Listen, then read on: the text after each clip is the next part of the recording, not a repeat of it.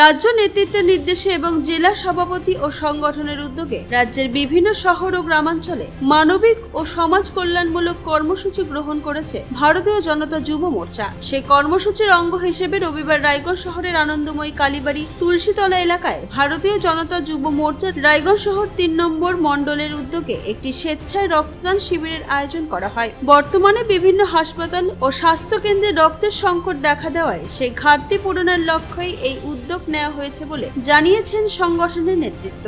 শিবিরে উপস্থিত ছিলেন রায়গঞ্জ শহর ৩ নম্বর মণ্ডলের সভাপতি সুমন নাথ, সহ সভাপতি অভিজিৎ দেব, সাধারণ সম্পাদক গৌরাঙ্গ মহন্ত, সম্পাদক রজত মণ্ডল সহ অন্যান্য নেতৃত্ব ও কর্মীরা। সংগঠনের পক্ষ থেকে সভাপতি সুমন নাথ ও সম্পাদক রজত মণ্ডল জানান, বর্তমান সময়ে যুব সমাজের মধ্যে রক্তদানের প্রবণতা অনেকটাই কমে গিয়েছে। সেই প্রবণতা বৃদ্ধি করা এবং যুব শক্তিকে সমাজ সেবামূলক কাজে আরো বেশি করে যুক্ত করার লক্ষ্যেই এই রক্তদান শিবিরের আয়োজন করা হয়েছে। তারা বলেন, মানবিক বার্তা ছড়িয়ে দিতে এবং প্রয়োজনে মানুষের পাশে দাঁড়ানোর মানসিকতা গড়ে তুলতেই এই ধরনের উদ্যোগ ভবিষ্যতে অব্যাহত থাকবে। রক্তদান শিবিরে এলাকায় বহু যুবক যুবতী ও সাধারণ মানুষ অংশগ্রহণ করেন। মানব সেবার এই উদ্যোগকে স্বাগত জানিয়েছেন স্থানীয় বাসিন্দারাও। দাদা, আপনার নাম? আমার নাম রজত মণ্ডল। কি কর্মসূচি চলছে?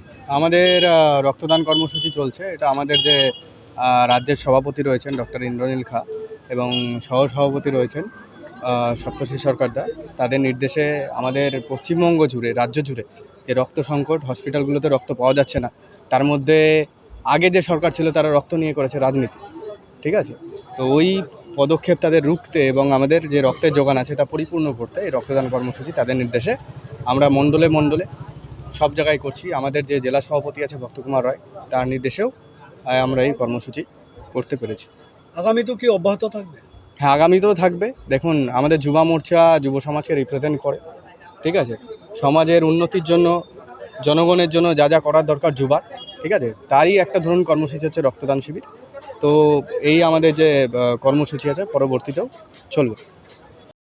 কোন সংগঠন থেকে কি দায়িত্ব রয়েছেন এবং কি কর্মসূচি চলছে?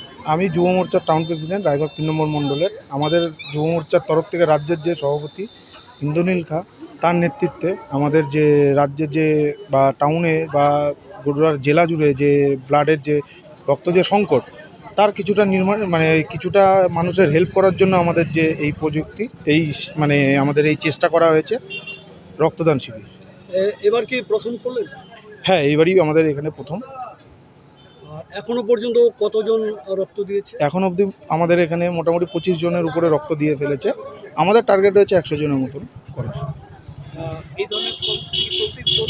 হ্যাঁ, এই ধরনের কর্মসূচি আগামী দিনে চলবে, মানুষের স্বার্থে, মানুষের সুবিধার্থে, মানুষ যাতে উপকৃত হয় তার জন্য আমাদের এই চেষ্টা। রক্তদাতা দাত্রীদের জন্য যারা ভাবছে রক্ত দিবে কিন্তু ভয় দিতে পারছে না, তাদের সম্পর্কে কি বলবেন? এইটুকুনি বলবো, রক্তদান মহাদান। একটা মানুষের জীবন বাঁচার, মরণ বাঁচনের জন্য প্রত্যেকে এগিয়ে আসা দরকার, মানুষের স্বার্থে, মানুষের জীবনের স্বার্থে। তো তাদের কাছে একটাই বার্তা, রক্তদান করলে কমে না, সেটা বাড়ে। রায়গঞ্জ থেকে রামকৃষ্ণ দাসের রিপোর্ট, কুলিক নিউজ।